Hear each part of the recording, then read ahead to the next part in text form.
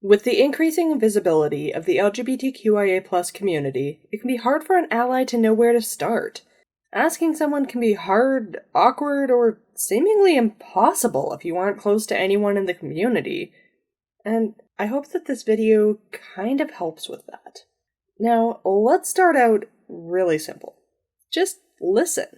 Listen to people when they say that they're a member of the LGBTQIA+ community. We know our experiences, we've lived through them, so if we say that's offensive, or that's not how that works, or correct you, it's to try to help. It's not to try to anger you, or to try to be a know-it-all, or what have you. It's just information.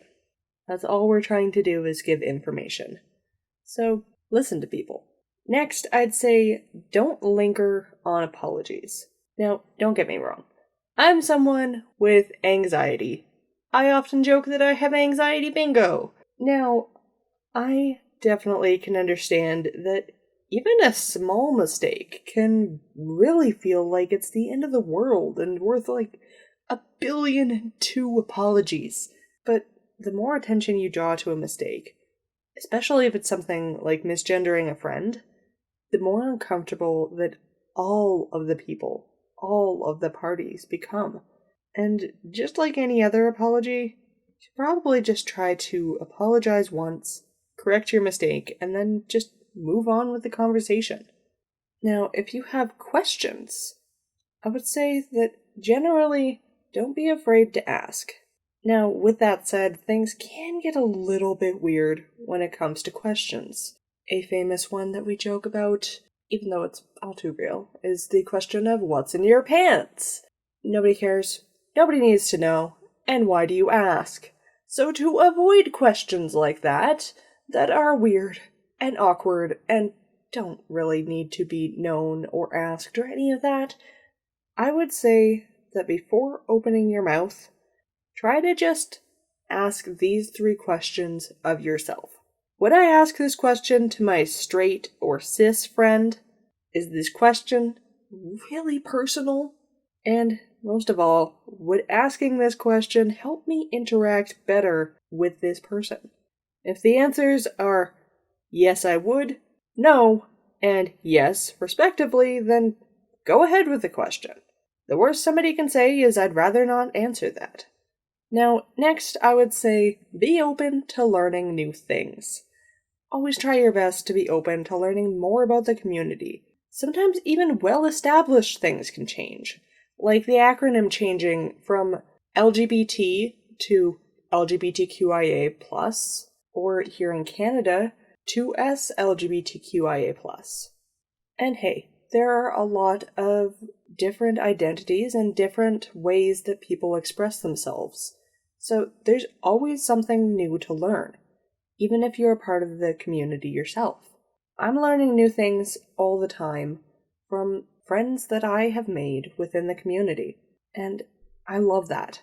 I love that we can learn from each other and learn more about one another and use that to better ourselves. I think learning is a huge, huge part of growing as a person. So always be open to learning new things about the community. Now that being said, if you don't get it, then don't be afraid to ask. I mean, like I said before, the worst we can say is, I'd rather not explain that, or I'd rather not talk about that. So there are tons of fantastic resources about LGBTQIA+ identities, so just ask about more information if you don't get it. I'll leave some awesome resources down in the description below for you to check out. And if you have a question, feel free to ask it to me in the comments. And if I don't have an answer, I'll try to find you some resources that can better explain what we are all trying to learn. And hey, maybe I'll learn something too. But I want to say that a great general resource has got to be the Trevor Project.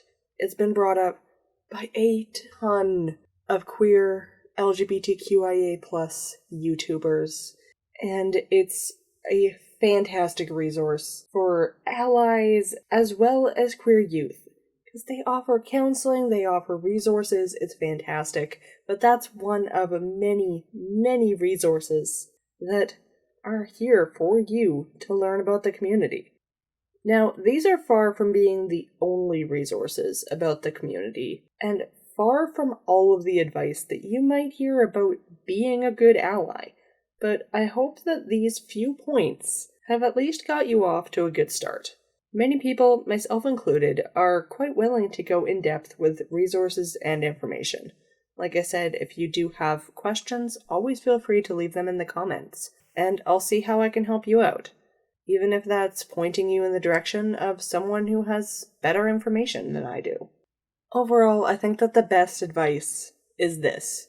To anybody who's looking for more information, whether you're an ally, whether you're a part of the community, whether you consider yourself a well-established part of the community, be kind and keep an open mind.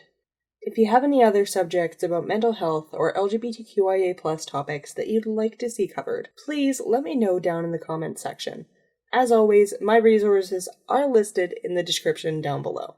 Thanks for watching the OCDMB. Stay safe out there.